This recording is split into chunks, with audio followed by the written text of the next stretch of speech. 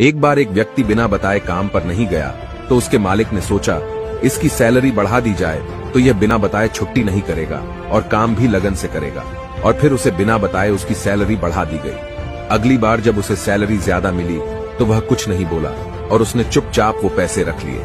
और कुछ महीने बाद उसने फिर से बिना बताए छुट्टी मार ली। मालिक को बहुत गुस्सा आया और वो सोचने लगा इसकी सैलरी बढ़ाने का क्या फायदा हुआ, ये तो सुधरने वाला ही नहीं। और फिर से उसकी सैलरी कम कर दी गई। फिर जब वह काम पर वापस आया तो उसे वही सैलरी दी गई जो उसे पहले मिलती थी। वह व्यक्ति चुपचाप रहा और इस बार भी कुछ नहीं बोला। मालिक को बड़ा आश्चर्य हुआ और उसने पूछा कि जब मैंने तुम्हारी एब्सेंट के बाद तुम्हारी सैलरी बढ़ा कर दी तब तुम कुछ नहीं बोले, और आज मैंने तुम्हारे फिर से छुट्टी लेने पर तुम्हारी सैलरी कम करके दी, फिर भी तुम शांत हो, इसकी क्या वजह है? उस व्यक्ति ने जवाब दिया, जब मैंने पहले छुट्टी करी थी तब मेरे घर एक बच्चा पैदा हुआ था और आपने मेरी सैलरी बढ़ा कर दी तो मैं समझा कि अपर वाले ने बच्चे की बेहतर परवरिश का हिस्सा भेज दिया है। और जब मैंने दूसरी बार छुट्टी ली तो मेरी माँ का निधन हो गया था।